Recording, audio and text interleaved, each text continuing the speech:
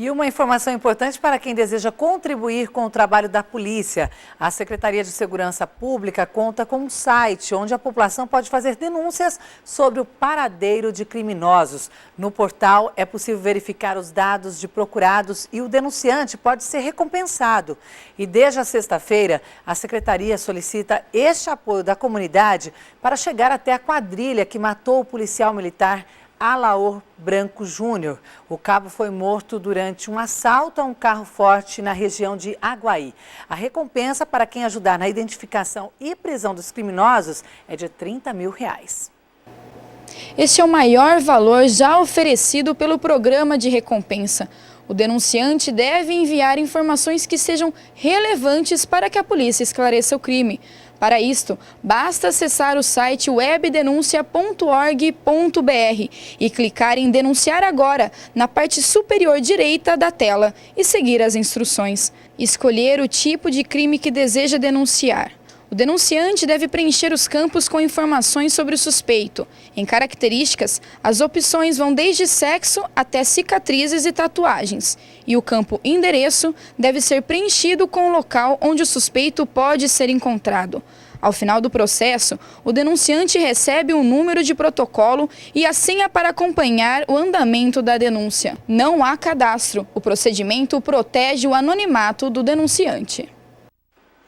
E na tarde de ontem, a Polícia Ambiental de Rio Claro localizou um trator produto de furto em São Pedro, durante patrulhamento na estrada de terra que liga Rio Claro a Corumbataí. A equipe localizou o veículo abandonado em meio ao matagal e coberto por folhas para tentar escondê-lo. Foi acionado um funcionário do sítio que compareceu ao local e reconheceu o trator. A ocorrência foi apresentada no plantão policial e o veículo devolvido ao proprietário. E ontem, flagrante no bairro Vila Olinda, o local bem conhecido era utilizado para o tráfico de drogas.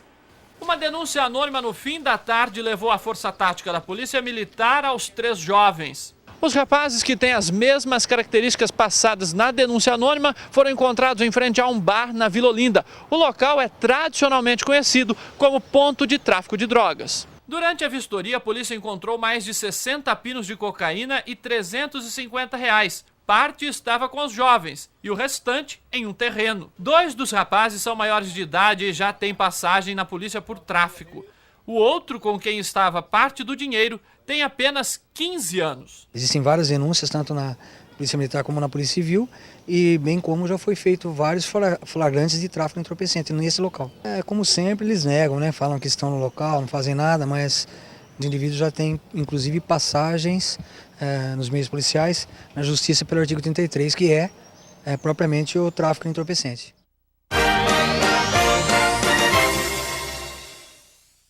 E agora a gente muda de assunto. Eu já recebo o advogado Dr. Turola aqui no estúdio para esclarecer dúvidas sobre direitos trabalhistas. Boa tarde, doutor. Boa tarde. Seja bem-vindo mais essa terça-feira aí. Você de casa sabe que pode participar com a gente, é só mandar a sua pergunta 2111 7000, que é o nosso telefone, que o doutor vai esclarecer para você. Bom, e a primeira pergunta de hoje, doutor, é da Janaína. A Janaína do Jardim Village. Ela diz que a tia perdeu o filho e quer saber se tem direito a alguma aposentadoria. Não, olha, veja só, para perder o filho sendo segurado da Previdência e o filho não tendo filho, né, não tendo dependente, nem esposa, nem companheira, então a mãe pode sim pleitear uma pensão perante o INSS. Ela vai ter que demonstrar que ela dependia de alguma forma economicamente do filho, que o filho morava em casa, que ajudava nas despesas, daí sim ela tem condição de ter a pensão por morte do filho. Aqui não tem esses detalhes, não fala também a idade, né, desse filho que ela perdeu, mas aí o procedimento, então, ela tem que levar toda essa documentação no INSS. Pode demorar também isso, doutor? Olha, às vezes demora um pouco, porque se não houver documento suficiente para provar a dependência econômica, aí precisa de testemunha, outras coisas, poderá demorar. Mas que sai. E em que situação assim que essa aposentadoria ou pensão é garantida? Olha, a pensão é garantida para os dependentes, né? E dependentes é sempre a mulher, o esposo, a companheira, o companheiro. E dependente também é dependente os filhos menores de 21 anos de idade. Né? Então, quando morre um moço e ele não deixa a esposa, não deixa a companheira, não deixa filhos, então a mãe, ela pode falar, eu dependo dele, mas tem que provar essa dependência. E tem aquelas pessoas também que já deixam um seguro, né? Tem empresas que contratam funcionário e já tem ali um seguro, né? Isso é embutido, é descontado do funcionário de alguma forma? Como que funciona isso, doutor? Olha, poderá ser descontado, né? Um seguro de vida em grupo poderá ser pago pela empresa, como poderá ter a participação do trabalhador, né? Do empregado, desconta na folha de pagamento um valor mensal para cobrir o custo desse seguro. E daí, então, é importante a gente salientar em relação ao seguro, né? Diferentemente da pensão, a pensão vai para o dependente, o seguro vai para o beneficiário. Beneficiário é aquele que o trabalhador indicou lá na ficha do seguro quando ele fez o seguro. Pode ser quem for, não tem como, daí não tem. É uma decisão desse segurado, né? Do segurado. E o que acontece normalmente, né? Corriqueiramente, o trabalhador solteiro, ele começa a trabalhar, faz o seguro e ele coloca como dependente dele, ele coloca a mãe, o pai. Depois ele casa, mas ele esquece de trocar e colocar então a esposa. Aí ele tem filhos, mas ele esquece de trocar e colocar o filho. E daí, se acontecer dele falecer, o que vai fazer? Fica para os beneficiários, né? E não para os dependentes. Agora, doutor, uma pergunta do Rogério Mariano, ele teve uma audiência trabalhista em agosto, mas não houve acordo. A sentença ainda não saiu. Quanto tempo demora para sair? Ele está perguntando aqui. Olha, a sentença na Justiça do Trabalho, eu estou falando aqui de Rio Claro, né? Onde a gente acompanha bem de perto. Aqui em Rio Claro depende qual é o juiz que os autos foram conclusos, né? Os autos são entregues para o juiz para ele dar a sentença. É o juiz titular, né? A juíza titular, ou é uma juíza ou juiz substituto? O juiz substituto, ele ficou aqui um mês, depois ele vai para outra vara do trabalho, vai para outra, e ele vai acumulando. Então, quando o processo está concluído com o juiz substituto, aí a demora é um pouco maior.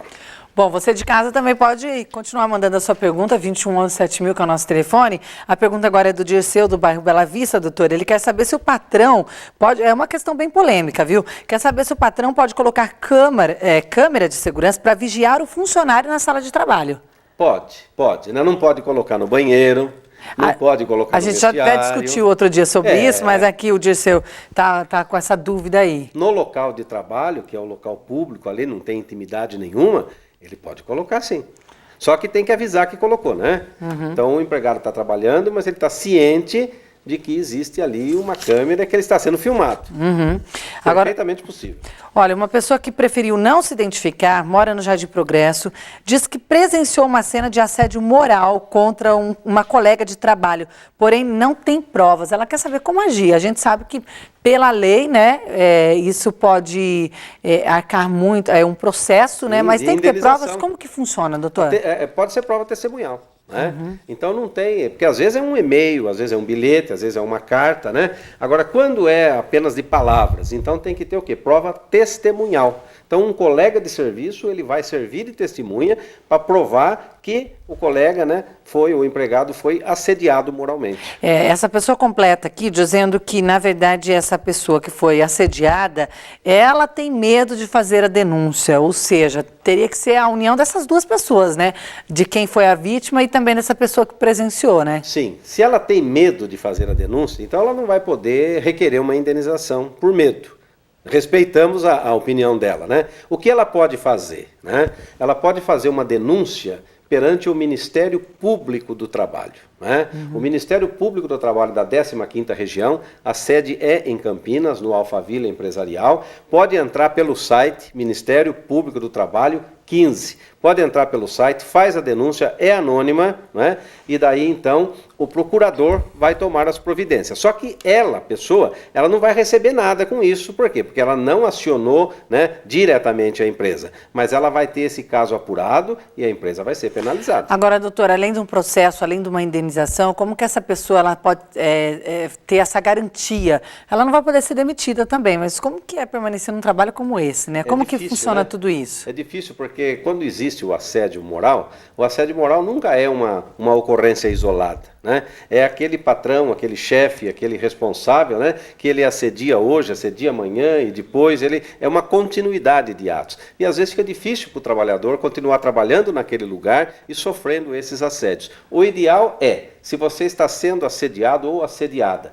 tenha sim uma testemunha, entre sim com uma reclamação trabalhista, peça sim uma indenização e junto você pede a rescisão indireta do contrato de trabalho. Aí você vai sair daquele emprego, vai trabalhar em outro lugar, porque o ambiente não está para você satisfatório. Tem uma pergunta aqui também sobre esse assunto, mas de uma pessoa que está há 2 anos na empresa. É a Maria de Lourdes, ela diz que mudou a coordenadora e vem sofrendo assédio moral desta pessoa. O que deve fazer? É esse procedimento também? Olha, esse procedimento também. Dependendo do tamanho da empresa, uma empresa grande, né? Quando o assédio ele vem do encarregado, do chefe, do responsável, ou mesmo de um colega, então a pessoa pode procurar, né, o dono da empresa, pode procurar os sócios, pode procurar o sindicato, para ver se coíbe de uma certa maneira essa prática. Porque, infelizmente, existem muitos encarregados, muitos chefes, né, que eles são mais realistas do que o rei. Eles são piores do que o dono da empresa. O que pode ser caracterizado? Como que a gente percebe isso, doutor? Sim, percebe. Às vezes o assédio vem por humilhação. Né? Vem aquela gozação, colocar apelido, né? O assédio vem às vezes por um chefe que vai dando cada vez mais serviço para o empregado e exigindo, né, o cumprimento cada vez em tempo menor de trabalho. Uma exploração também. Vai sufocando o trabalhador e ele não consegue responder naquela medida. Por quê? Porque é algo assim que é indevido. E acaba sendo caracterizado como um péssimo funcionário, de repente. Sim, aí fala, ele não faz o que eu mandei, ele não tem capacidade, ele não produz. Não é isso. Ele está sendo assediado. Inclusive nós temos aqui, ainda continuando nesse assunto, o Anderson diz que se sentiu discriminado durante uma entrevista de trabalho devido ao bairro onde mora, a região onde mora. Como agir diante dessa situação também, já que ele estava numa entrevista? Olha, na entrevista você já teve aí uma amostra, né, de que existe aí já um princípio de assédio, né, aquela humilhação, aquela gozação, né, o vexame. Isso não pode acontecer. Claro que você tem direito de requerer uma indenização, só que tem que provar. E às vezes na entrevista fica mais difícil provar, não é? Então o que se faz? Nessa empresa, dessa forma, é melhor não trabalhar. Tá certo, doutor. Eu quero agradecer, então, a sua participação hoje. Na semana que vem, com mais esclarecimentos aqui toda terça-feira. E você pode continuar mandando sua pergunta durante a semana também, 21 11 7000, que é o nosso telefone. Obrigado, boa tarde, doutor. Até lá, boa tarde. Pátio de Rio Claro oferece as seguintes vagas para esta terça-feira: montador de móveis, operador de balança, orientador de tráfego para estacionamento, passadeira de peças confeccionadas, pedreiro, porteiro, servente de obras e vendedor de comércio varejista. Os interessados devem comparecer com os documentos pessoais no PAT, que fica na Avenida 3, número 536, no centro.